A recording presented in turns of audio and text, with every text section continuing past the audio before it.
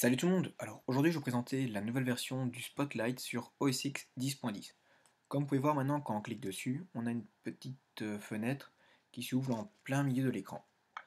Comme avec le Spotlight traditionnel, on tape un mot et il nous le recherche. Donc par exemple je tape photo.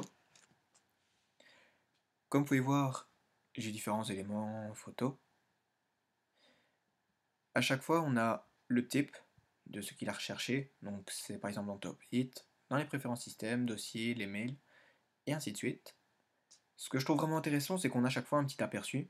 Donc si par exemple je clique ici, donc image, c'est le fichier ICNS de photo que j'avais téléchargé. Donc en cliquant dessus, hop directement, il me met un aperçu de ce fichier. Et il vous dit aussi avec quelle application il est utilisé. Donc ici c'est aperçu en l'occurrence.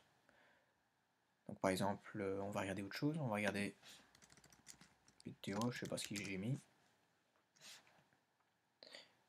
Voilà, donc par exemple ici j'avais aussi recherché le fichier ICNS de l'application météo, et donc à chaque fois il me l'ouvre. La météo, c'était à propos d'une de mes vidéos de jailbreak, que je me souviens même plus d'avoir, que j'ai plutôt. Soit, mais comme vous pouvez voir, donc on peut regarder la vidéo, on a le petit aperçu, donc je trouve ça vraiment sympa. Alors le spotlight, on peut le configurer. Le spotlight, il est là, et il vous dit dans quoi il va rechercher l'élément en question. Donc dans les applications, enfin chaque fois c'est coché, donc application, document, dossier, ici mettre présentation, donc c'est à propos de Keynote, numbers, les mails, les images, les pages web. Donc les pages web, c'est les pages web déjà visitées.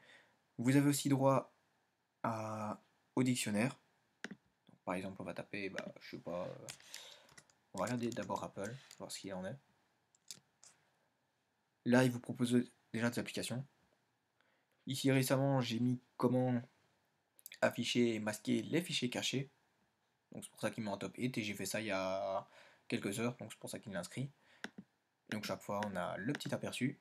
Donc c'est les applications signées par Apple. Par contre le petit dictionnaire il se cache. Qu'est-ce qu'on pourrait taper? Ordinateur. Donc ça le dictionnaire ça dépend, des fois il vient, des fois il vient pas. Mais donc voilà, donc, franchement moi je le trouve assez sympa. Et donc il sera disponible sur OS X 10.10. Et donc voilà.